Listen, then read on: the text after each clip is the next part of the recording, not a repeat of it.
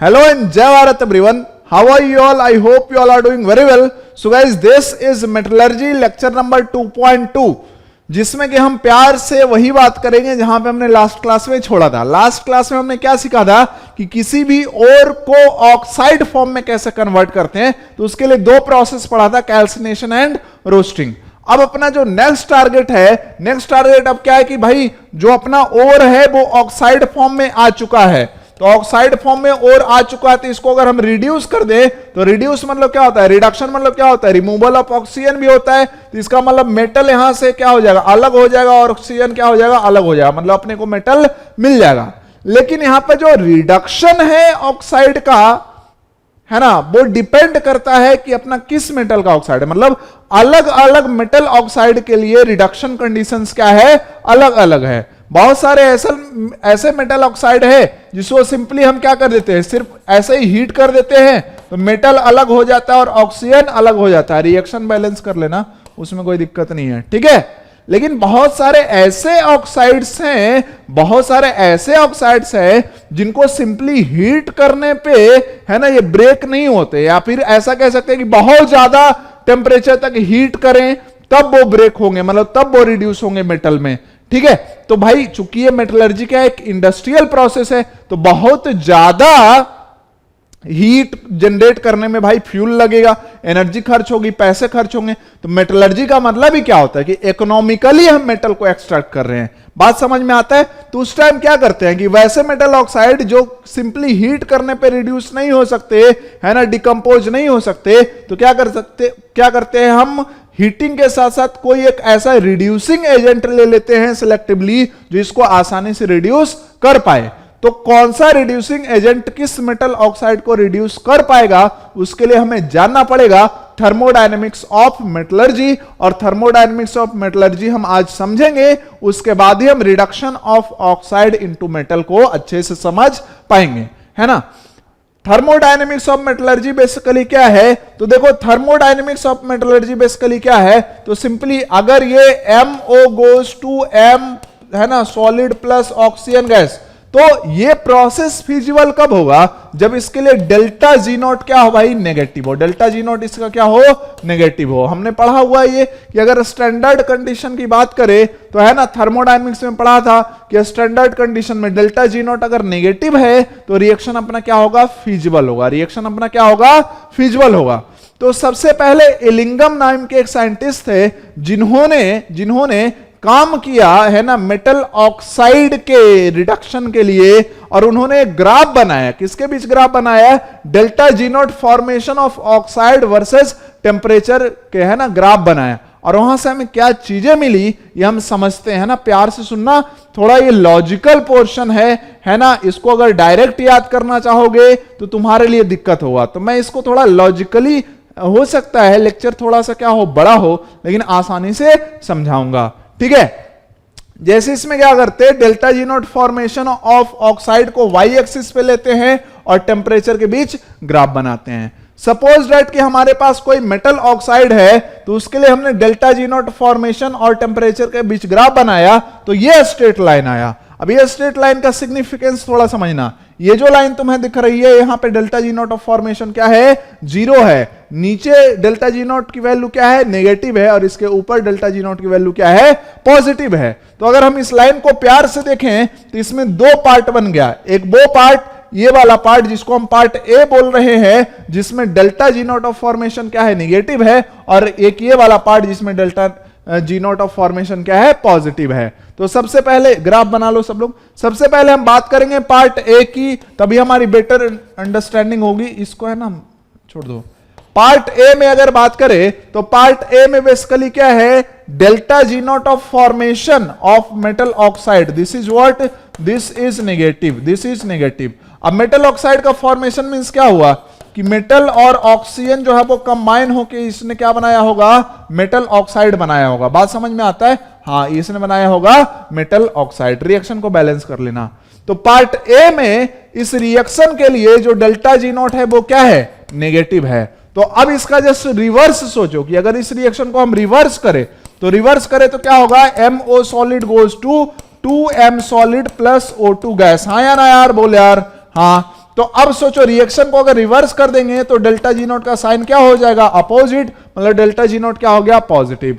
और इस रिएक्शन को अगर तुम प्यार से देखो तो ये कुछ और नहीं बल्कि डिकम्पोजिशन ऑफ, बल्कि ये क्या है, decomposition of metal oxide into metal, decomposition of metal oxide into metal means reduction of metal oxide into metal है। ठीक है, तो क्या पार्ट ए की बात करें, क्या ये रिएक्शन पॉसिबल है, क्या मेटल ऑक्साइड इस रीजन में, पार्ट ए वाले रीजन में क्या डिकम्पोज होगा हीट करने पे मेटल में? नहीं। क्यों? क्योंकि इसके लिए डेल्टा जी नोट क्या है, पॉजिटिव है। चलो जिस पॉइंट पे ये डेल्टा जी नोट जीरो को टच किया है वहां का टेम्परेचर अगर टी मान ले तो इधर का जो रीजन है ये क्या है, लेस देन टी टेम्परेचर है, और इधर का जो रीजन है वो क्या है, ग्रेटर देन टी टेम्परेचर है। तो एक बात हमें समझ में आ गया कि अगर हम delta G note of formation of metal oxide और टेम्परेचर के बीच ग्राफ बना रहे हैं तो इस टेम्परेचर रीजन में, मतलब less than T temperature region में सिंपल हीटिंग करने पे मेटल ऑक्साइड डिकम्पोज नहीं होगा। बात समझ में आ गया, बात समझ में आ गया। that is at temperature less than T, है ना, MO does not decomposes। Logically एकदम देखते रहना, इतना क्लियर हो जाएगा ना, क्रिस्टल क्लियर। इलिंगम डायग्राम एनसीईआरटी पढ़ोगे तो दिक्कत होगा, लेकिन अगर ऐसे तुम लॉजिकली थोड़ा सा है ना पेशेंस रख के समझ लो तो बिलीव मी इससे बेटर कुछ नहीं है ना, इससे बेस्ट नहीं मिलेगा तुम्हें। यूट्यूब पे खोज लेना, कहीं कुछ नहीं मिलेगा। ठीक है, ध्यान से समझते चलना है। अब अगर हम पार्ट बी की बात कर ले, किसकी हम बात कर ले, पार्ट बी की। किसकी बात कर रहे हैं हम, पार्ट बी की बात कर रहे हैं। पार्ट बी में क्या है सर, पार्ट बी में अगर देखें तो जो फॉर्मेशन के लिए डेल्टा जी नोट है वो क्या है, पॉजिटिव है। कहने का मतलब 2m solid plus O2 gas goes to 2MO, इसके लिए डेल्टा जी नोट क्या है भाई, पॉजिटिव है। डेल्टा जी नोट क्या है भाई, पॉजिटिव है। तो अगर इस रिएक्शन को रिवर्स कर दे, मतलब क्या लिख दे, 2MO सॉलिड गोज टू क्या हो जाएगा, 2m solid plus O2 gas, तो इसके लिए डेल्टा जी नोट क्या होगा, निगेटिव होगा। और अगर तुम प्यार से देखो तो ये जो सेकंड वाला रिएक्शन वो कुछ और नहीं बल्कि मेटल ऑक्साइड कन्वर्ट हो रहा है किसमें, मेटल में, मतलब रिडक्शन हो रहा है मेटल ऑक्साइड का किसमें, मेटल में। और इसके लिए चूंकि डेल्टा जी नोट क्या है, नेगेटिव है, मतलब ये जो रिएक्शन है सेकंड वाला ये क्या है, फिजिबल है। फिजिबल मींस स्पॉन्टेनियस है, अपने आप हो सकता है। तो सबसे पहले मुझे एक बात बताना कि पार्ट बी के लिए टेम्परेचर रेंज क्या है, ग्रेटर देन टी है। कहने का मतलब यह है कि है ना, at temperature greater then T the decomposition, है ना, the decomposition of metal oxide occurs upon heating, बात समझ में आ गया। सबसे पहले तो यही बेसिक है ना, कि कौन मेटल ऑक्साइड किस टेम्परेचर रेंज में हीट करने पे डिकम्पोज हो सकता है। तो प्यार से देख लो, सिंपल भाई, ये डेल्टा जी नोट फॉर्मेशन का ग्राफ है। हमको क्या सोचना है, डिकम्पोजिशन, मतलब इसका उल्टा सोचना है। तो भाई जिस रीजन में ग्राफ क्या है, नेगेटिव है, तो डिकम्पोजिशन के लिए फिर डेल्टा जी नोट क्या आ जाएगा, पॉजिटिव आ जाएगा। मतलब इधर जो है वो मेटल ऑक्साइड रिड्यूस नहीं हो सकता। मेटल ऑक्साइड किधर रिड्यूस होगा, पार्ट बी की बात करें, मतलब ग्रेटर देन टी टेम्परेचर पे ही हीट करने पे क्या होगा, मेटल ऑक्साइड रिड्यूस होगा। तो पहला ये पॉइंट सबको समझ में आ जाना चाहिए, तभी आगे समझ में आएगा, क्योंकि इसी बेसिस को हम यूज करेंगे, है ना, आगे के लिए, कि कौन कितने टेम्परेचर पे रिड्यूस होगा या फिर रिड्यूसिंग एजेंट कैसे सिलेक्ट करते हैं, सब चीज। ठीक है, जैसे यहां पे एक और ग्राफ लेते हैं। यहां पे ग्राफ है, ध्यान से देख सकते हो, इसको बना लो सबसे पहले, है ना, क्योंकि बनाने में तो तुम एक्सपर्ट हो और हम भी। ठीक है, मतलब ग्राफ बनाने में तुम गलत डायरेक्शन में सोच लेते हो, फिर मुझे ब्लेम करोगे, है ना, मतलब ठीक है, जो भी सोचे। अब ये ग्राफ देखो जरा प्यार से। ठीक है, इधर हमने क्या लिया है, delta G note of formation of metal oxide लिया है। ये वाली जो लाइन है वो क्या है, डेल्टा, ये यहां पे क्या है, delta G note of formation 0 है ना। इधर क्या होगा फिर, नेगेटिव, ऊपर क्या होगा, डेल्टा जी नोट पॉजिटिव। अब यहां पे हमने 3 मेटल ऑक्साइड के फॉर्मेशन के लिए ग्राफ बनाया है, Ag2O, HgO एंड ZnO। अब प्यार से अगर हम बात करें, ठीक है, देखो ये ग्राफ जहां पे delta G naught equal to 0 axis को टच कर रहा है उसको कुछ है ना टेम्परेचर डिनोट कर देते हैं। तो जैसे इसके कॉरस्पॉन्डिंग टेम्परेचर क्या होगा, T1 होगा, इससे कॉरस्पॉन्डिंग टेम्परेचर क्या होगा, T2 होगा, और ये वाला टेम्परेचर क्या होगा, T3 होगा। अब हम बात को जरा समझते हैं, जो भी हमें कॉन्सेप्ट पढ़ा है उस चीज को हम यूज करते हैं कि अगर मैं बात करूं सबसे पहले है ना Ag2O की, अगर मैं बात करूं सबसे पहले Ag2O की, तो Ag2O को किस टेम्परेचर रेंज में सिंपल हीटिंग करेंगे तो ये Ag और O2 में कन्वर्ट होगा, तुम मुझे बताओ।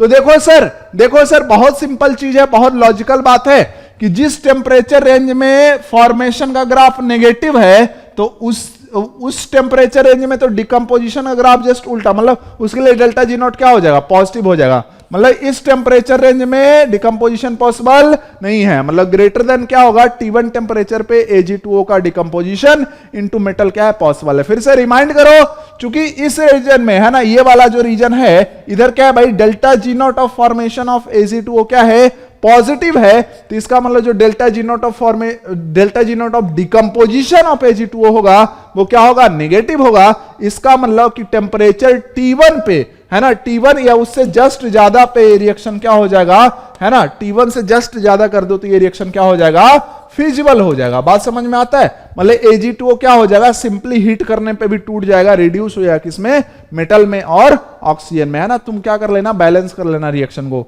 है ना, वो सब टेंशन मुझे मत दियो, ठीक है ना, क्योंकि ये कुछ हो जाएगा, यहाँ पे 2 करना पड़ेगा, यहाँ पे 4 करना पड़ेगा। सिमिलरली अगर हम बात करें HgO की, तो अब तो तुम बात समझ गए होगे कि HgO के लिए अगर हम सिंपल हीटिंग कराए तो किस टेम्परेचर पे ये टूटेगा, Hg में और O2 में। तो कहोगे सर बहुत सिंपल सी बात है कि जहां पे फॉर्मेशन का ग्राफ अगर पॉजिटिव है तो उधर डिकम्पोजिशन का निगेटिव होगा, मतलब ये वाले रेंज में, मतलब ग्रेटर देन T2 में, है ना। तो इसका मतलब हो गया कि ग्रेटर देन T2 पे एक रिएक्शन क्या है, फिजिबल है। सिमिलरली अगर मैं थर्ड वाले ग्राफ की बात करूं ZnO की, तो ZnO की अगर मैं बात कर लूं, मतलब ZnO का तुम सिंपल हीटिंग कर रहे हो और कुछ नहीं, तो ये बेसिकली Zn और ऑक्सीजन में कन्वर्ट कराना चाहते हो अगर जिंदगी में, तो ध्यान देना ये सिर्फ और सिर्फ पॉसिबल क्या है, T3 टेम्परेचर के बाद ही पॉसिबल है। क्या ये सबको बात क्लियर है, क्या ये सबको बात क्लियर है? कुछ बच्चे ऐसे होंगे जो सोच रहे होंगे इतना क्या पढ़ा रहे हो सर, ठीक है, तो वो बच्चे के लिए मैं पढ़ा भी नहीं रहा हूं जो ऐसा सोच रहे हैं कि सर ये सब क्या है, ठीक है, क्योंकि उनका सिलेक्शन वैसे भी नहीं होना है ना, क्योंकि वो रट्टा मार के सिलेक्शन कोई नहीं ले सकता आज के दौर में, ठीक है। और थोड़ा सा भी एग्जाम का मूड चेंज हो गया है, जैसे लास्ट ईयर से ही मैं बोलते आया हूं, पहले लोग क्या बोलते थे ना, अरे ऑर्गेनिक केमिस्ट्री में एनसीईआरटी पढ़ लो, एग्जाम तुम्हारा क्लियर हो जाएगा, देख रहे होगे पेपर तुम। अब जेई मेन वाला जो ऑर्गेनिक केमिस्ट्री है वो जेई एडवांस की तरफ शिफ्ट कर रहा है, मतलब क्या है, जेई एडवांस हो गया, नहीं बिल्कुल भी नहीं, लेकिन अब जेई मेन भी नहीं रहा। पहले क्या था कि कोई लोग रिएजेंट याद कर लेता था, है ना, और स्कोर करके चला था। अब क्या है, बिना मैकेनिज्म के कुछ नहीं कर सकते, जो कि पहले जेई एडवांस में होता था, बिना मैकेनिज्म के कुछ नहीं होगा, है ना। तो वैसे ही है, अगर टॉपिक की अंडरस्टैंडिंग नहीं होगी ना तो रट के तुम कुछ नहीं कर सकते हो आज के जमाने में, ठीक है। और वैसे भी क्यों रटना यार, कितना रटोगे, 3 सब्जेक्ट है, कितना रटोगे, फॉर्मूले तो याद नहीं हो पाते हैं और सारी चीजें रट के क्या करेंगे। जो चीज लॉजिकल है उसको लॉजिकली समझने की कोशिश करते हैं, ठीक है। तो एक बात हमें समझ में आ गया कि Ag2O का सिंपल हीटिंग पे decomposition greater than T1 temperature पे होगा, HgO का सिंपल हीटिंग करने पे टेम्परेचर T2 ज्यादा रखेंगे तब होगा डिकम्पोजिशन, और ZnO के लिए देखो तो T3 के बाद होगा डिकम्पोजिशन।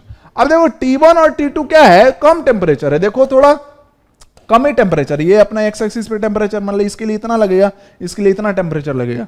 तो ये तो चलो मान लो इंडस्ट्रियली हम है ना फीजिबल बना दिया, ठीक है, मतलब T1 टेम्परेचर हम सप्लाई कर दिया और हमको घाटा नहीं हुआ बिजनेस में, T2 टेम्परेचर भी हमने फ्यूल सप्लाई किया, हमको घाटा नहीं हुआ।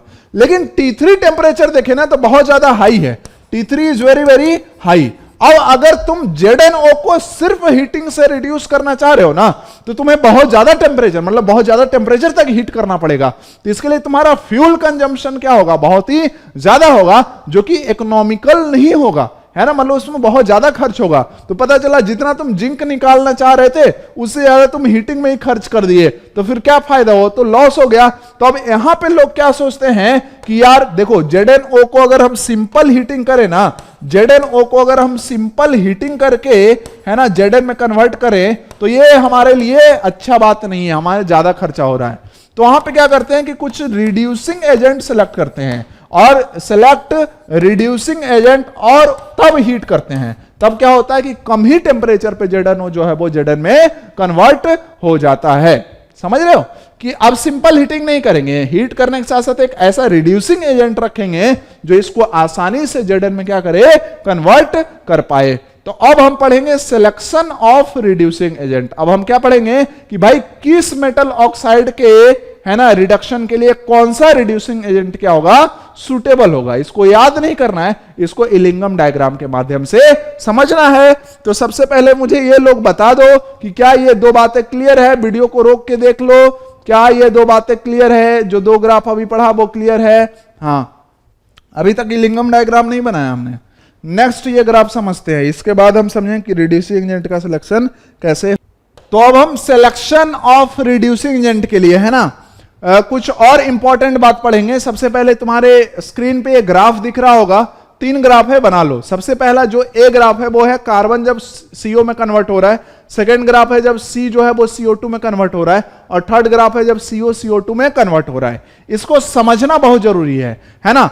तुम कहोगे सर कि जब कार्बन कार्बन मोनोऑक्साइड में कन्वर्ट हो रहा है तो जो आपने डेल्टा G0 और T के बीच ग्राफ बनाया तो वो डिक्रीजिंग ही क्यों है, वो डिक्रीजिंग ही क्यों है? या फिर तुम ये भी पूछ सकते हो कि जब कार्बन CO2 में कन्वर्ट हो रहा है तो डेल्टा G0 और टेम्परेचर के बीच का ग्राफ ये कांस्टेंट वाली लाइन क्यों है? तो उसका मैं प्रूफ दूंगा। सबसे पहले हम ग्राफ ए की बात करते हैं। सबसे पहले हम किसकी बात करते हैं? ग्राफ ए की बात करते हैं। आज इलिंगम डायग्राम समझ लिया तो कभी जिंदगी में कंफ्यूजन नहीं होगा मेटलर्जी में कि किसके लिए कौन सा रिड्यूसिंग एजेंट यूज कर रहे हैं, क्यों यूज कर रहे हैं, लॉजिक एकदम क्लियर होगा। तो थोड़ा सा आज मेहनत कर लो, कल बहुत मजा आएगा। ग्राफ ए की बात करें, बेसिकली कार्बन कहां कन्वर्ट हो रहा है? CO में। तो ये कैसे कन्वर्ट होगा? Carbon solid plus half O2 gas, this goes to what? This goes to CO। हाया ना, बिल्कुल सही बात, बिल्कुल सही बात। अच्छा, अगर मैं आपसे पूछूं एक छोटा सा सवाल कि इस रिएक्शन का डेल्टा Ng कितना होगा, तो कहोगे सर डेल्टा Ng, ये तो कुछ सुना सुना लगता है, थर्मोडायनेमिक्स में आपने ही बताया था, है ना। डेल्टा Ng क्या होता है? हाँ सर, याद आया। डेल्टा Ng होता है number of gaseous products minus number of gaseous reactant, है ना। तो यहां पे नंबर ऑफ गैसियस प्रोडक्ट क्या है सर? 1 है, और नंबर ऑफ गैसियस रिएक्टेंट क्या है? हाफ है। तो इसका मतलब डेल्टा Ng क्या आया? हाफ आया। बहुत बढ़िया, बहुत बढ़िया, बहुत बढ़िया। इसका मतलब क्या है? इसका मतलब क्या है कि जब ये कन्वर्जन हो रहा है तो गैस के मोल्स क्या हो रहे हैं? बढ़ रहे हैं। अगर गैस के मोल्स बढ़ेंगे तो क्या एंट्रोपी भी बढ़ेगा? मतलब यहां पे जो स्टैंडर्ड एंट्रोपी चेंज, चूंकि डेल्टा G0 और T के बीच ग्राफ बना है तो एंट्रोपी भी क्या होगा? स्टैंडर्ड वाला। तो डेल्टा S0 भी क्या होगा? पॉजिटिव। अब थोड़ा थर्मोडायनेमिक्स की बात कर लेते हैं, है ना। तो delta G0 this is equal to what? Delta H0 minus T delta S0। ये प्यारा सा छोटू सा तगड़ा सा इक्वेशन आपने पढ़ा होगा, है ना, थर्मोडायनेमिक्स में, जो कि बहुत ज्यादा यूज होता है ना, सेकेंड लॉ ऑफ थर्मोडायनेमिक्स, ये सब पढ़ते हैं इससे। अब वहां से थोड़ा ध्यान देने की जरूरत है। ध्यान देने की क्या जरूरत है? डेल्टा S0 क्या है? पॉजिटिव। कुछ याद आता है? बिल्कुल। अगर हम टेम्परेचर बढ़ाएं तो T डेल्टा S0 क्या होगा? बढ़ेगा, क्योंकि ये पॉजिटिव इनटू टेम्परेचर भी केल्विन में है तो पॉजिटिव ही है, तो ये क्या होगा? बढ़ेगा। अगर ये बढ़ेगा तो चूंकि ये डेल्टा H0 से माइनस हो रहा है, मतलब डेल्टा G0 क्या होगा? डिक्रीज, है ना, डिक्रीज करेगा। डेल्टा G0 क्या करेगा? डिक्रीज करेगा। मतलब जब हम टेम्परेचर बढ़ाएंगे, जब हम टेम्परेचर बढ़ाएंगे तो डेल्टा G0 क्या करना चाहिए? डिक्रीज करना चाहिए। इसलिए कार्बन से कार्बन मोनोऑक्साइड के कन्वर्जन में जो ग्राफ आया था डेल्टा G0 और T के बीच, वो ग्राफ ए आया था, डिक्रीजिंग आया था। क्या मेरी बात सबको क्लियर है? क्या वीडियो रोक के तुम ये बात दोबारा और अच्छे समझ सकते हो? समझ गए सर? समझ गए? बिल्कुल समझ गए। सिमिलरली सर और प्रूफ करो ये दोनों का। तो देखो अभी प्रूफ कर देंगे, है ना। अब बस हम आखिरी छोर पे हैं, है ना। इसको समझो, इसके बाद 1-2 और ग्राफ है, फिर इलिंगम डायग्राम खत्म, फिर अपना रिडक्शन पूरा पढ़ लेंगे। मजे फिर तो, है ना, 2-3 क्लास में मेटलर्जी की वर्ट लगा देंगे। और पहले क्लास में मैंने बोला था कि 30 ऐसे क्वेश्चन तुम्हें बता दूंगा जो कि एग्जाम में आते हैं, ठीक है, और उससे बाहर भी नहीं आता जनरली। चलो ध्यान से देखना। अगर हम बात करें पार्ट बी की, मतलब ग्राफ बी की बात करें, जो कि क्या है? कार्बन से कार्बन डाइऑक्साइड में कन्वर्ट हो रहा है, तो ये अपने थोड़ी कन्वर्ट हो रहा है भाई। यहां पे क्या है? ऑक्सीजन O2 चाहिए, तो कहां ये कन्वर्ट हो जाएगा? CO2 गैस में कन्वर्ट हो जाएगा। अगर यहां पे मैं बात करूं कि डेल्टा एन जी बताओ, तो डेल्टा एन जी बोलोगे सर देखो 1 - 1 ये क्या हो गया 0, delta N G is nothing but 0, delta N G is nothing but 0। बात समझ में आया? बिल्कुल समझ में आया। बात समझ में आया? बिल्कुल समझ में आया। तो इसका मतलब है कि गैस के मोल्स ना बढ़ रहे हैं ना घट रहे हैं। तो इसका मतलब क्या है कि यहां पे जो डेल्टा एस नॉट होगा वो क्या होगा 0, मतलब एंट्रोपी तो चेंज ही नहीं हो रही है, गैस के मोल्स बराबर है। तो S final minus sorry S not final minus S not initial क्या हो गए बराबर हो गए, तो डेल्टा एस नॉट क्या हो गया 0 हो गया। अब यहां पे अगर हम इक्वेशन लिखे थर्मोडायनेमिक्स वाला कि delta G naught this is equal to delta H naught minus T delta S naught, चूंकि एस नॉट क्या हो गया 0 हो गया, तो टेम्परेचर तुम बढ़ाओ कुछ भी कर लो ये वैल्यू क्या होगी 0 होगी। तो डेल्टा एच नॉट किसके बराबर हो गया डेल्टा एच नॉट के, और ये तो क्या है एक कांस्टेंट वैल्यू है, ठीक है। इसलिए जो बी वाला ग्राफ आया था मतलब कार्बन से CO2 के कन्वर्जन में ये कैसा आया था कांस्टेंट वाली लाइन आई थी। और तुम ग्राफ सी को भी चेक कर सकते हो कि CO से CO2 में कैसे कन्वर्ट होगा, तो CO gas plus half O2 gas goes to CO2 gas, यहां पे देखो तो डेल्टा एनजी क्या आएगा नेगेटिव आएगा, ठीक है। तो चेक कर लेना। बात समझ में आ गया? बात समझ में आ गया? सर कहना क्या चाहते हो? अरे आगे समझ में आएगा, पहले इतना समझ में आ गया सबको। हाँ तो सर हमने ग्राफ ए समझ लिया बिल्कुल, हमने फिर क्या किया ग्राफ बी भी समझ लिया बिल्कुल। तो अब बढ़े आगे, अरे तगड़े जो सर जुनून के साथ आगे बढ़ते हैं फिर। तो भाई अब आगे का कॉन्सेप्ट समझते हैं बहुत ज्यादा प्यार से, ध्यान से देखना मेरी बात को और समझना। सबसे पहले ग्राफ बना लो, मैं थोड़ा हट जाता हूं इधर, तो सब लोग ग्राफ बना लेंगे। हाँ सर बना लिया बना लिया। क्या है ये graph? Basically again delta G not और टी के बीच का ग्राफ है।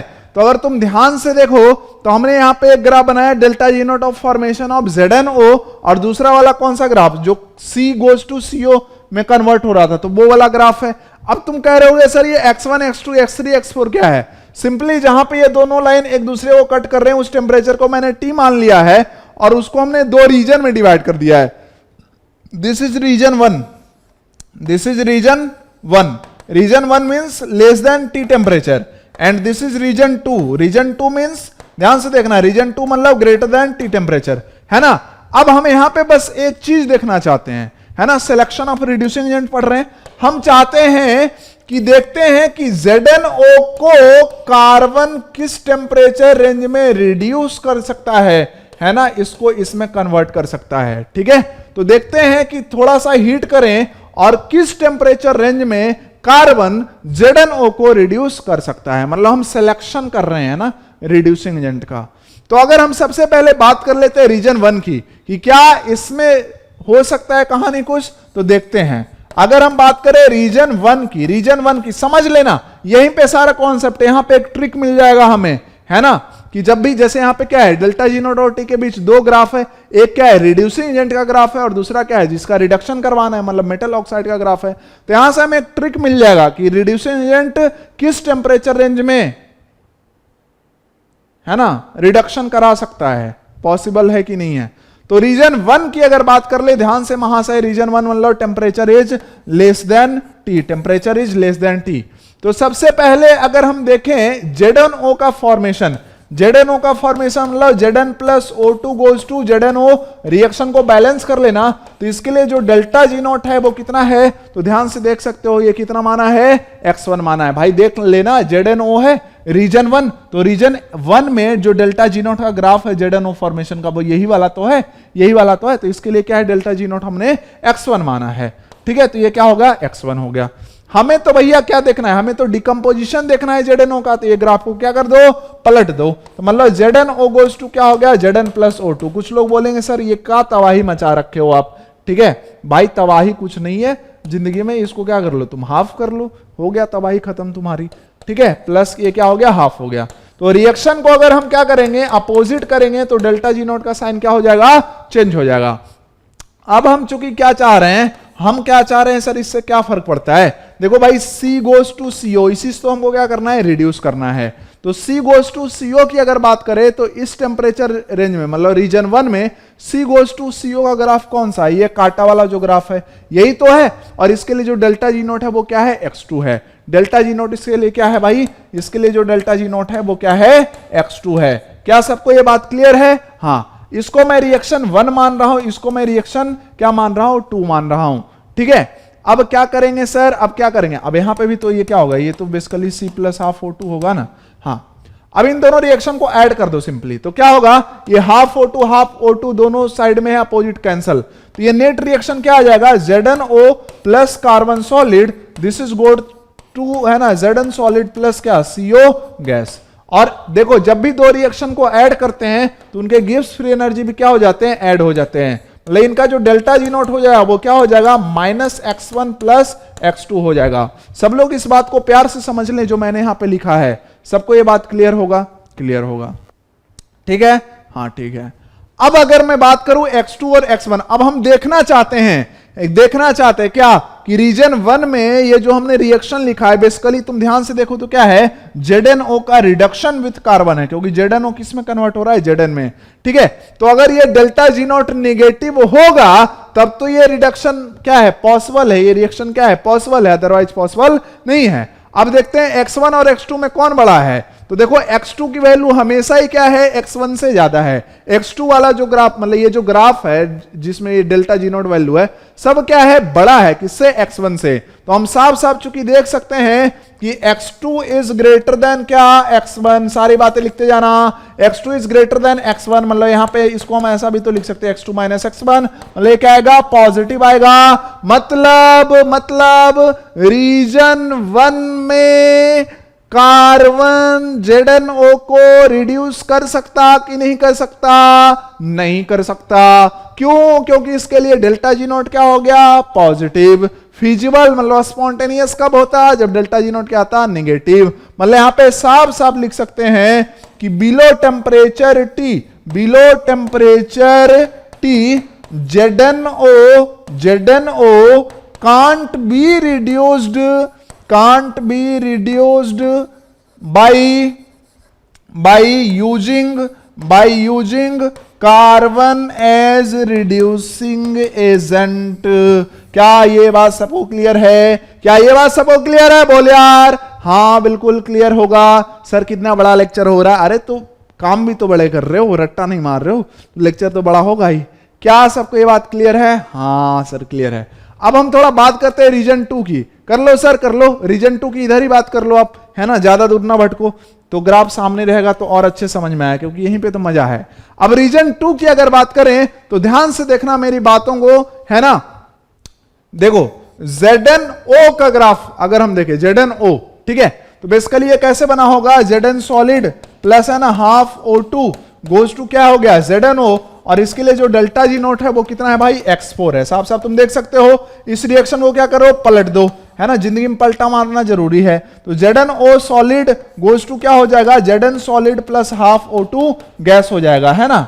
तो इसके लिए अभी जो डेल्टा जी नोट हो जाएगा वो क्या हो जाएगा, -x4 होगा, -x4। बात सबको क्लियर है, हाँ। और carbon plus half O2 this goes to क्या, CO गैस। इसके लिए जो डेल्टा जी नॉट है, देखो तो रीजन 2 में इसको क्या माना है, x3 माना है, ये वाला जो है ना, इस रीजन में क्या है, ये डेल्टा जी नॉट की वैल्यू x3 है। अब इसको रिएक्शन में क्या मानूंगा, 1 मानूंगा, इसको रिएक्शन क्या मानूंगा, 2 मानूंगा, ऐड कर दूंगा। ऐड करने पे क्या होगा, ऐड करने पे सिंपल, देखो यहां से एक बहुत जरूरी चीज मिल रहा है, इलेंगम डायग्राम यही है, बस ये समझ गए तो हो गया कहानी।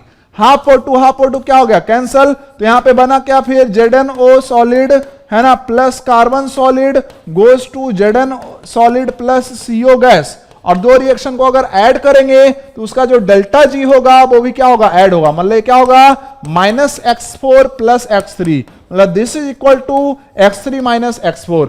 अब कौन बड़ा है, तुम साफ साफ देख सकते हो, x4 मतलब ऊपर वाला ग्राफ के लिए डेल्टा जी नॉट की वैल्यू, तो x4 is greater than x3, है ना, यहां पे साफ साफ दिख रहा है कि x4 is greater than x3, means क्या कि x4 अगर ज्यादा है x3 से, तो इसके लिए जो डेल्टा जी नॉट आएगा भैया, है ना, 2 बार लिख दिया सर आपने, है ना, डेल्टा जी नॉट वैल्यू आई, वो क्या आई, निगेटिव आई। मतलब इस रिएक्शन के लिए डेल्टा जी नॉट की वैल्यू क्या आई, निगेटिव आई। किसमें, रीजन 2 में। किसमें आया भाई, रीजन 2 में। रीजन 2 मतलब greater than T temperature, greater then T temperature. तो हां सर, अब इस रिएक्शन को अगर प्यार से देखें तो यही क्या है, reduction of ZnO by carbon using as reducing agent.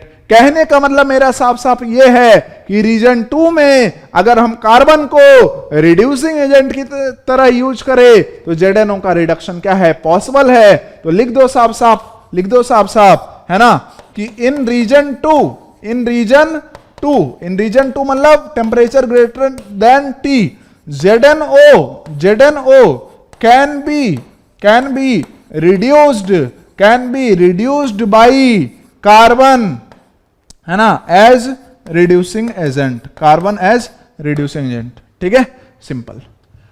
अब सर इतना कहानी कर लिया, मतलब क्या है, देख एक बहुत बड़ा मतलब निकला। इलिंगम डायग्राम पूरा यहां समझ में आएगा। सबसे पहले तो ये सब लोग फिर से रिवाइज कर लें चीजों को और नोट कर लें, है ना। फर्स्ट वाले रीजन की कहानी ये थी, ठीक है, यहां तक। अब सेकंड वाला रीजन, तो सेकंड वाले रीजन की कहानी ये है, ठीक है। हाँ, तो हमने क्या देखा कि रीजन 2 में जो है वो कार्बन क्या कर सकता है, ZnO को रिड्यूस कर सकता है। अब यहां पे एक ट्रिक बन गया है ना, जिसको ध्यान रखना, बार बार पढ़ना। टेबल जहां पे तुम पढ़ते हो वहां पे एक ये ग्राफ लिख के और ये ट्रिक लिख के चिपका देना कि अगर रीजन 2 में देखें तो मेटल ऑक्साइड का ग्राफ क्या था, ऊपर था। रिड्यूसिंग एजेंट का ग्राफ क्या था, नीचे था। डेल्टा G0 और T में देख लो। तो यहां से एक ट्रिक क्या बना कि भाई जो, या फिर ऐसे हम कह सकते हैं, ठीक है, जिस सब्सटेंस का ग्राफ मेटल ऑक्साइड के ग्राफ के नीचे होगा, वो सब्सटेंस को रिड्यूसिंग एजेंट की तरह यूज कर सकते हैं। क्या ये बात सबको समझ में आ गया? ये ट्रिक बन गया यहां से। इसी के लिए इतनी कहानी करी थी हमने, इस एक चीज के लिए। साफ साफ सबको समझ में आ गया कि भाई वैसे सब्सटेंस देखो, जैसे अब यहां पे क्या है ना, कंफर्म हो गया कि ZnO को कौन रिड्यूस कर सकता है। तो भाई कार्बन से कार्बन मोनोऑक्साइड की लाइन क्या है, इसके ग्राफ के नीचे है इस रीजन में। तो इस टेम्परेचर रेंज में कार्बन को हम रिड्यूसिंग एजेंट सिलेक्ट कर सकते हैं। पता चला कि साला कोई और एक ग्राफ है, जैसे एक अपना ग्राफ था ना, C goes to CO2, इसके भी ऊपर है, तो फिर लफड़ा हो जाएगा। समझ रहे हो बात को? चलिए इसको और क्लैरिटी के साथ तो यहां पे एक फिर से ग्राफ बनाया। सर कितनी बनाओगे? अब बस हो गया, इसके बाद एक ग्राफ और है, बात खत्म। और ये सबसे इंपॉर्टेंट चीज है, ठीक है। तो डेल्टा G0 और T के बीच ग्राफ बनाया, ध्यान से देखो। पहले तो 3 लाइन वो बना लो कार्बन वाले, और एक अपना ZnO की लाइन हमने बना ली है, ठीक है। चलो हाँ, इतना हमने समझ लिया। फटाफट वीडियो को रोको और ग्राफ को बनाओ। सब लोग वीडियो को रोको और ग्राफ को बनाओ। अब यहां पे देखो, जो इंटरसेक्शन की लाइन है तीनों ग्राफ के लिए ZnO के साथ, उसका टेम्परेचर हमने लिख दिया है T1, T2 और T3। मतलब क्या है, अगर ZnO का फॉर्मेशन का ग्राफ देखें तो ये व्हाइट वाली जो लाइन हमने खींची है, व्हाइट वाली जो लाइन हमने क्या करी है, ड्रॉ करी है, ठीक है। अच्छा, इसके साथ C goes to CO के साथ जो इंटरसेक्शन हुआ तो T1 टेम्परेचर है ना, C goes to CO2 वाला इंटरसेक्शन T2 टेम्परेचर है ना, CO goes to CO2 वाले में इंटरसेक्शन का टेम्परेचर क्या है, T3 है। अब तुमसे यह पूछा जा रहा है कि ZnO को रिड्यूस करने के लिए हम कौन सा रिड्यूसिंग एजेंट यूज करें। यहां पे 2 रिड्यूसिंग एजेंट है, एक तो कार्बन है और दूसरा क्या है, कार्बन मोनोऑक्साइड है। तो ZnO को हमें रिड्यूस करना अगर मेटल में, मतलब Zn में, तो बेटर रिड्यूसिंग एजेंट कौन सा होगा, कार्बन या कार्बन मोनोऑक्साइड। मतलब क्या करना है, सिलेक्शन ऑफ रिड्यूसिंग एजेंट करना है। तो सबसे पहले तो हमें यह देखना है कि किस टेम्परेचर रीजन में रिडक्शन पॉसिबल है। तो अभी हमने पढ़ा था कि मेटल ऑक्साइड का जो ग्राफ है ना, ध्यान देना, मेरी बातों को समझना कि मेटल ऑक्साइड का ग्राफ क्या होना चाहिए, मेटल ऑक्साइड का ग्राफ क्या होना चाहिए, ऊपर, और रिड्यूसिंग एजेंट का ग्राफ क्या होना चाहिए, नीचे। तभी रिडक्शन क्या है, पॉसिबल है ना। इसको ऐसे याद कर सकते हो, है ना, इसको ऐसे, मो है ना, इसको थोड़ा मा ऐसा जैसा समझ लेना, तो देखो ट्रिक एकदम बन जाएगा, है ना। मेटल ऑक्साइड को तुम ऐसा मां जैसा समझ लेना, तो मां का रुतबा सबसे ऊंचा, मां का रुतबा सबसे ऊंचा, मतलब मेटल ऑक्साइड का ग्राफ क्या होना चाहिए, ऊपर। मेटल ऑक्साइड का ग्राफ क्या होना चाहिए, ऊपर, रिड्यूसिंग एजेंट से, तभी रिडक्शन क्या है, पॉसिबल। मां का रुतबा सबसे ऊंचा। बात समझ में आ गया, बहुत ही बढ़िया बात। तो इसका मतलब यह है कि अगर हम सबसे पहले बात करें carbon goes to carbon monoxide वाले ग्राफ की, तो देखो भैया ध्यान से मेरी बात को समझना। क्या इस रीजन में, है ना, अगर हम लेस देन T1 टेम्परेचर की बात करें तो C गोज टू CO वाला ग्राफ ही ऊपर हो गया, मतलब रिड्यूसिंग एजेंट ऊपर हो गया, लेकिन हमको तो मां का रुतबा सबसे ऊंचा चाहिए, मतलब इधर रिडक्शन पॉसिबल नहीं है। लेकिन अगर हम इधर बात करें ग्रेटर देन T1 टेम्परेचर पे, तो रिड्यूसिंग एजेंट का ग्राफ नीचे, ZnO वाले फॉर्मेशन का ग्राफ ऊपर। तो इसका मतलब यह है कि अगर कार्बन को रिड्यूसिंग एजेंट हम सेलेक्ट करें तो ये ग्रेटर देन T1 टेम्परेचर पे रिडक्शन करा सकता है। ठीक है, बहुत ही बढ़िया बात। नेक्स्ट में जब C गोज टू CO2, मतलब CO2 में कन्वर्ट हो रहा है, तो ध्यान देना कि अगर इधर हम बात करें तो ये वाला ग्राफ क्या, रिड्यूसिंग एजेंट वाला ही ग्राफ कहां चला गया, ZnO से ऊपर, मतलब लेकिन मां का रुतबा सबसे ऊंचा होना चाहिए, मतलब मेटल ऑक्साइड का ग्राफ ऊपर होना चाहिए। तो ये और रिड्यूसिंग एजेंट का ग्राफ क्या है, नीचे, इससे नीचे ही है, मतलब T2 टेम्परेचर पे भी क्या है, कार्बन रिड्यूसिंग एजेंट की तरह बिहेव कर सकता है, लेकिन उस टाइम कार्बन कहां चला जाएगा, CO2 में, है ना, ऑक्सीडाइज हो जाएगा। अब अगर हम बात करें CO की, तो CO की, ध्यान देना मेरी बात को यार, ध्यान देना, इतने प्यार से कौन समझाता है जिंदगी में अब। ठीक है, ये CO है, कार्बन मोनोऑक्साइड है।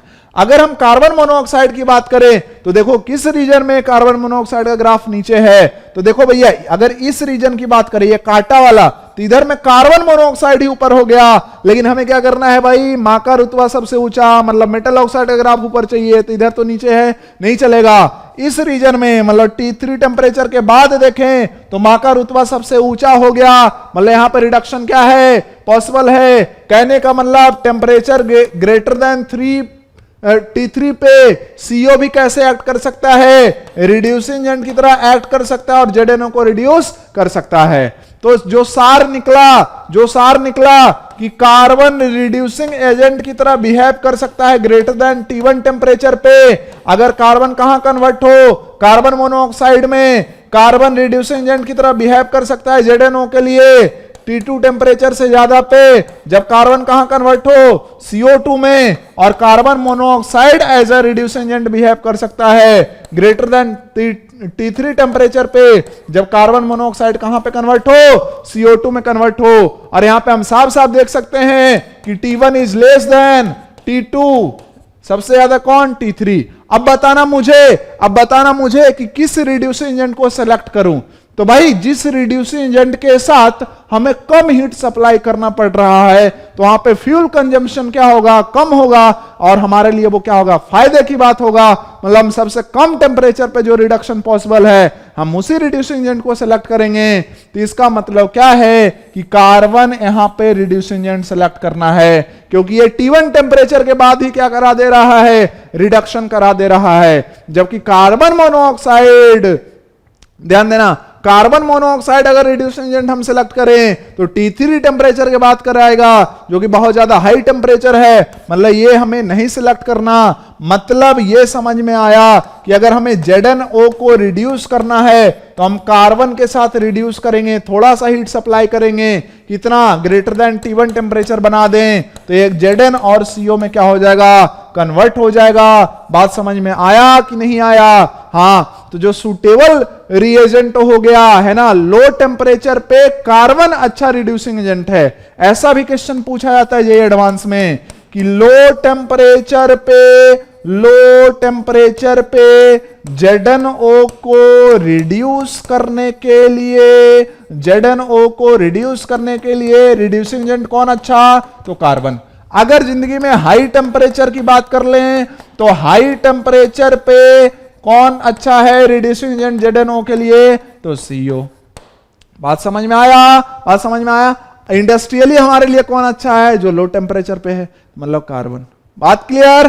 तो आई होप की ट्रिक समझ में आ गया होगा, जितना जो सार पढ़ा उसका एक ही चीज है, मां का रुतबा सबसे ऊंचा, ठीक है, और उसके लिए तो बहुत सारी कहानी करनी ही पड़ती है, ठीक है। तो मां का रुतबा सबसे ऊंचा मतलब मेटल ऑक्साइड का ग्राफ क्या होगा, ऊपर होगा, और रिड्यूसिंग एजेंट का ग्राफ क्या होगा, नीचे होगा उसके, तभी रिड्यूशन क्या है, पॉसिबल है। तो हमें ऐसे सिलेक्शन ऑफ रिड्यूसिंग एजेंट भी पता चल जाता है। अब एनसीईआरटी में क्या है, एक पूरा बड़ा सा इलिंगम डायग्राम ही दिया हुआ है, तो अब तुम समझ सकते हो वहां पे कि कौन सा मेटल किसी और मेटल ऑक्साइड को रिड्यूस कर सकता है कि नहीं कर सकता है। तो जिस मेटल के लिए मेटल ऑक्साइड का ग्राफ क्या है, दूसरे वाले मेटल ऑक्साइड के ग्राफ के नीचे है, तो इस मेटल को हम एज ए रिड्यूसिंग एजेंट ले सकते हैं इस मेटल ऑक्साइड को रिड्यूस करने के लिए। हाँ सर बहुत हो गया, अब बहुत हो गया, छोड़ दो सर, अब मर जाएंगे हम, है ना, कहां जाएंगे, अब इतना पढ़ा दिया आपने, ठीक है, रुक जाओ एक और करा देता हूं। तो इस ग्राफ को सब लोग नोट करें। यहां पे हमने क्या लिया, यहां पे हम चाहते हैं FeO का रिडक्शन करवाना, या फिर क्वेश्चन में Fe2O3 भी लिखा रहता है, तो दोनों के लिए वैलिड है, ठीक है, दोनों ही क्या है, आयरन के ही ऑक्साइड है ना, कोई दिक्कत वाली बात नहीं है। तो अब यहां पे हम सेलेक्ट करना चाहते हैं कि भाई कौन सा रिड्यूसिंग एजेंट अच्छा है। तो सबसे सिंपल बात क्या याद रखना है, मां का रुतबा सबसे ऊंचा, मतलब मेटल ऑक्साइड का ग्राफ क्या होना चाहिए, ऊपर होना चाहिए, किससे, रिड्यूसिंग एजेंट से। तो अगर हम इस टेम्परेचर की बात करें, इस टेम्परेचर की बात करें, मतलब टेम्परेचर ये T, इधर क्या हो गया लो टेम्परेचर, इधर क्या हो गया हाई टेम्परेचर।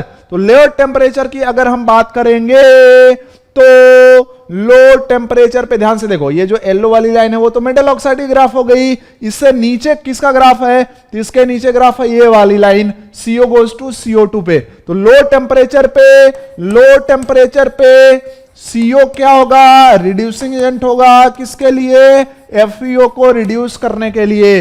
बात समझ में आया, लो टेम्परेचर पे ये नहीं हो सकता, ये तो ग्राफ ऊपर हो गया, ये नहीं हो सकता, ये ग्राफ क्या हो गया, ऊपर हो गया।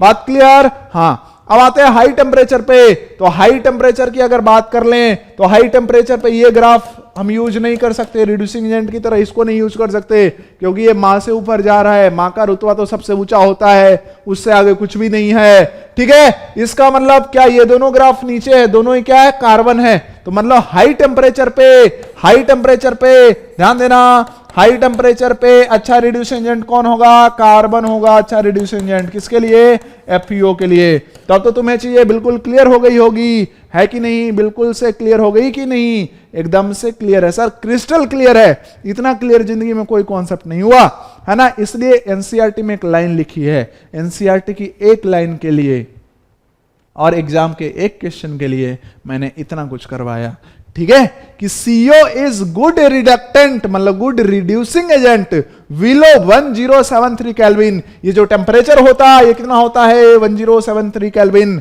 But above this temperature reduction power या फिर reducing power of Coke is good. तो देख सकते हो कि लो टेम्परेचर पे कौन अच्छा रिड्यूसिंग एजेंट आया अपने कॉन्सेप्ट से, CO। इसलिए लिखता था कि CO is a good reducing agent below 1073 kelvin, लेकिन हाई टेम्परेचर पे कार्बन क्या है, अच्छा रिड्यूसिंग एजेंट है ना। करेक्ट इनकरेक्ट में पूछा जाता है कि Fe2O3 is reduced by CO below 1073 Kelvin, but above this it is reduced by coke means carbon। तो क्या आपको इलिंगम डायग्राम क्लियर है, और यहीं से हम समझ सकते हैं, ये तो सिर्फ कार्बन के साथ हमने, कार्बन और कार्बन मोनोऑक्साइड के साथ हमने रिडक्शन देखा, जिसको कि अगले लेक्चर में हम पढ़ेंगे। इसी को स्मेल्टिंग बोलते हैं, इसी को हम क्या बोलते हैं, स्मेल्टिंग बोलते हैं, है ना। स्मेल्टिंग मतलब reduction of metal oxide with carbon और कार्बन मोनोऑक्साइड। तो ये किसको किसको रिड्यूस कर सकता है और किस टेम्परेचर में रिड्यूस कर सकता है, ये आज हमने सीखा। और इलिंगम डायग्राम एनसीईआरटी में देख सकते हो। तो कभी कभार ऐसा पूछ देता है, कभी कभार ऐसा पूछ देता है कि मान लो हमारे पास Al2O3 है, क्या इसको Fe रिड्यूस कर सकता है, कोई पर्टिकुलर टेम्परेचर रेंज देके पूछ देगा। तो हमें फिर ये देखना पड़ेगा कि भाई Al2O3 का ग्राफ क्या होना चाहिए, ऊपर होना चाहिए, किससे, FeO वाले ग्राफ से। जिस टेम्परेचर रेंज में ये वैलिड है तो उस टेम्परेचर रेंज में क्या है, ये Fe जो है वो इसको रिड्यूस कर सकता है।